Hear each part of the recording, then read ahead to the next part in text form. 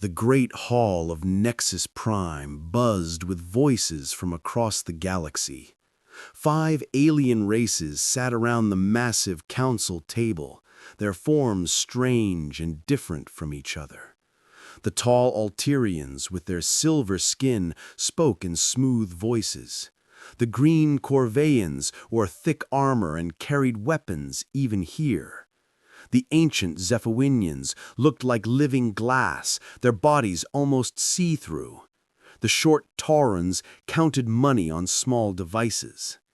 In the Shadows, the mysterious Void Walkers said nothing at all. For 300 years, these 5 races had ruled the galaxy. They made the laws. They decided who could travel where.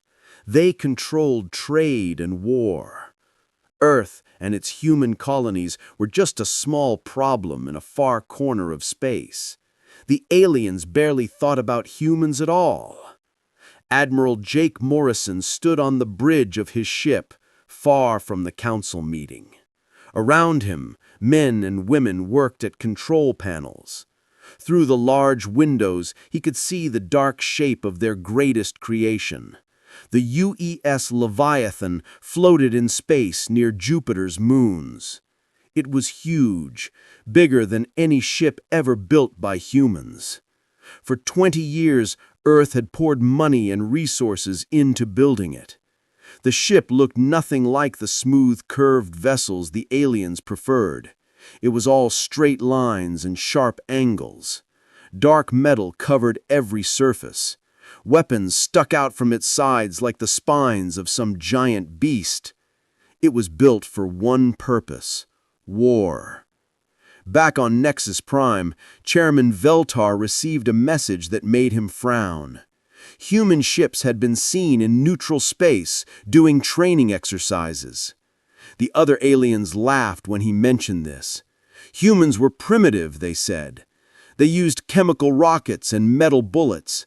They had no energy shields or plasma weapons. What threat could such backward people pose? But the message contained something else.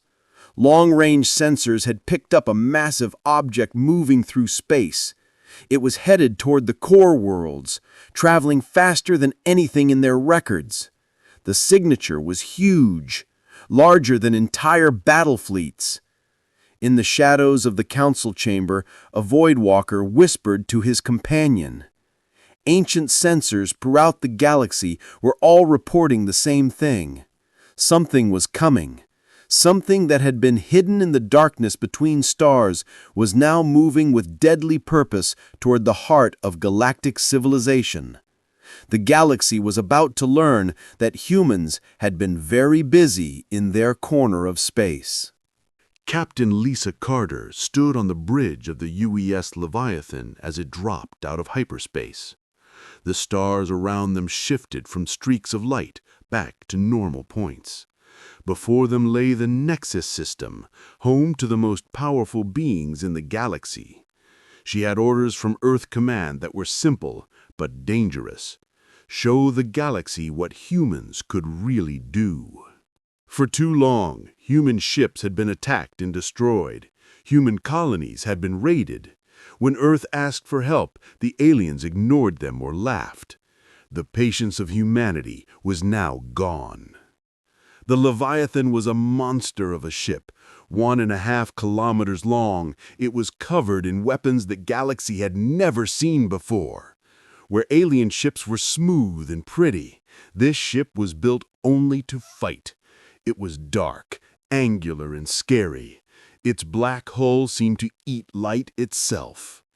On Nexus Prime, alarms began to sound. The alien council members rushed to their sensor stations. The readings they saw made no sense.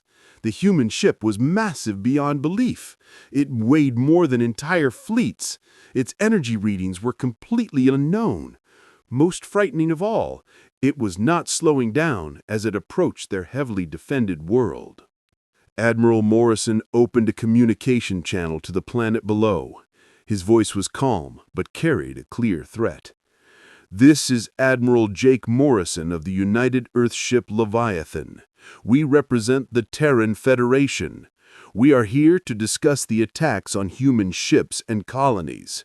The galaxy will listen to us now." The Corvan military leaders were the first to respond. They were proud warriors who had never lost a battle. Their fastest attack ships raced toward the human vessel. These ships could destroy entire cities with their plasma weapons. They expected to make quick work of the primitive humans. But as they flew closer, something felt wrong. The human ship was not running away. It was not calling for help. Instead, it turned toward them and began to accelerate. The massive warship was flying straight at the attacking fleet like it wanted to ram them. The Corvan pilots had never seen anything like this. Ships were supposed to dance around each other, firing energy weapons through shields. They were not supposed to charge forward like angry beasts. This was not how civilized warfare worked. The galaxy watched and waited to see what would happen when the primitive humans met the mighty Corvan warfleet. Lieutenant Commander Ryan Hayes watched his screens as the Corvan attack ships came closer. The alien pilots were confident. They had destroyed hundreds of enemy ships with their powerful plasma weapons. They thought this would be easy. The Leviathan did not fire back the way they expected. Instead of energy beams or missiles, the human ship launched thousands of small metal objects. They looked like simple rods, nothing special. The Corvans laughed at what they saw. These humans were throwing metal sticks at them. But the metal rods were not simple at all. They were made of tungsten, one of the hardest metals known. Giant magnetic launchers had fired them at incredible speeds. They were moving at a large part of the speed of light itself. The Corvan ships opened fire with their plasma cannons. Bright blue energy struck the Leviathan's hull. The aliens expected to see the human ship break apart or catch fire. Instead, the energy just spread across the dark metal and disappeared. The human ship had no shields because it did not need them. Its armor was solid matter that treated energy weapons like gentle rain. The tungsten rods reached the Corvan fleet in seconds. The alien ships tried to dodge, but nothing could move fast enough to avoid projectiles traveling at such speed. When the metal rods hit, there were no explosions, there was no fire or debris. The Corvan ships simply vanished. They were destroyed so completely that nothing remained. In 30 seconds, 12 of the galaxy's most feared warships were gone. Not damaged, not disabled, but completely erased from existence. Dr. Amy Rodriguez monitored the galaxy's communication networks from her station. Every major alien race was in panic. Emergency meetings were being called on every world. The humans had not just won a battle. They had shown that everything the galaxy knew about fighting wars was wrong. On the bridge, Captain Carter ignored the desperate messages flooding in from Nexus Prime. Some aliens demanded she surrender. Others begged for talks. Most were just screaming in shock and fear. She kept the Leviathan moving toward the planet. The massive human warship settled into orbit around Nexus Prime. Its weapons pointed down at the surface. For the first time in galactic history, the capital world was held hostage by a single ship. The seat of galactic government was at the mercy of the species they had called primitive. Every alien in the galaxy now understood one simple fact. Humans were not primitive at all. Commander Pete Walsh stepped off the shuttle onto the alien space station. Behind him walked the human diplomatic team. They wore simple military uniforms instead of the fancy clothes the aliens expected. The humans looked small and solid compared to the tall, thin alien representatives waiting for them. The council chamber was in chaos. Alien voices shouted in dozens of languages. Chairman Veltar hit his desk with a glowing rod, trying to make everyone quiet. The aliens wanted answers. How had humans built such powerful weapons in secret? When did they develop this terrible technology?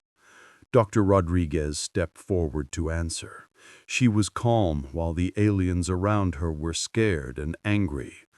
"We did not build these weapons in secret," she said.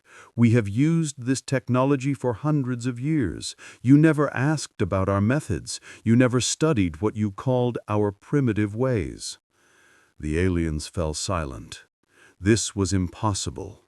How could such simple creatures have weapons that made their advanced technology useless?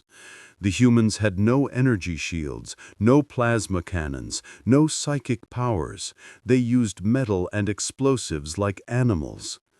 Admiral Morrison stood up and presented humanity's demands. The humans did not want to conquer the galaxy. They wanted respect. They wanted the attacks on human colonies to stop. They wanted seats in the galactic government equal to their military power. Most importantly, they wanted to trade with other species and share technology. The ancient Zephyrian elder asked the question everyone was thinking. His voice was old and wise. "How many ships like the Leviathan do you have?"